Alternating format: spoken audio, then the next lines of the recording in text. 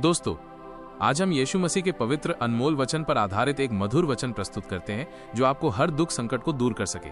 इसमें पश्चाताप, प्रेम और क्षमा की भावना को उजागर किया गया है। तो चलिए शुरू करते हैं, लेकिन इससे पहले कृपया आप हमारे YouTube चैनल को सब्सक्राइब करें। धन्यवाद। जय यीशु। फिर वेदी को बबूल की लकड़ी की 5 हाथ लंबी और 5 हाथ चौड़ी बनवाना। वेदी चौकोर हो और उसकी ऊंचाई 3 हाथ की हो। 2 और उसके चारों कोनों पर 4 सींग बनवाना, वे उस समेत एक ही टुकड़े के हों, और उसे पीतल से मढ़वाना।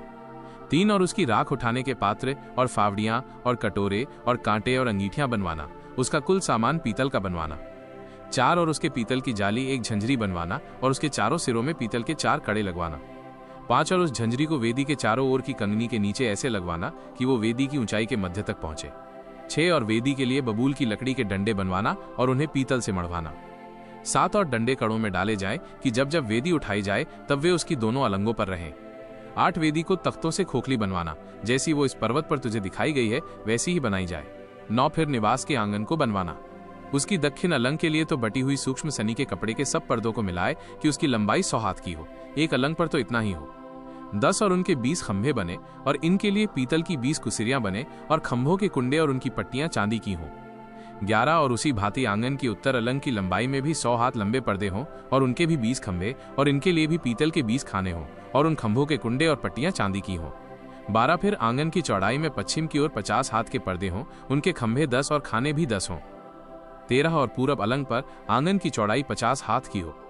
14 और आंगन के द्वार की एक ओर 15 हाथ के पर्दे हों और उनके खंभे 3 और खाने 3 हों। 15 और दूसरी ओर भी 15 हाथ के पर्दे हों, उनके भी खंभे 3 और खाने 3 हों। 16 और आंगन के द्वार के लिए एक पर्दा बनवाना जो नीले, बैंजनी और लाल रंग के कपड़े और बटी हुई सूक्ष्म सनी के कपड़े का कामदार बना हुआ 20 हाथ का हो, उसके खंभे 4 और खाने भी 4 हों।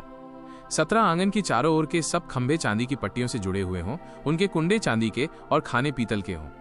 18 आंगन की लंबाई 100 हाथ की और उसकी चौड़ाई बराबर 50 हाथ की और उसकी कनात की ऊंचाई 5 हाथ की हो, उसकी कनात बटी हुई सूक्ष्म सनी के कपड़े की बने और खंभों के खाने पीतल के हों। 19 निवास के भांति भांति के बर्तन और सब सामान और उसके सब खूंटे और आंगन के भी सब खूंटे पीतल ही के हों। 20 फिर तो इस्राएलियों को आज्ञा देना कि मेरे पास दीवट के लिए कूट के निकाला हुआ जलपाई का निर्मल तेल ले आना, जिससे दीपक नित्य जलता रहे। 21 मिलाप के तंबू में उस बीच वाले पर्दे से बाहर जो साक्षी पत्र के आगे होगा, हारून और उसके पुत्र दीवट सांझ से भोर तक यहोवा के सामने सजा कर रखें। ये विधि इस्राएलियों की पीढ़ियों के लिए सदैव बनी रहेगी।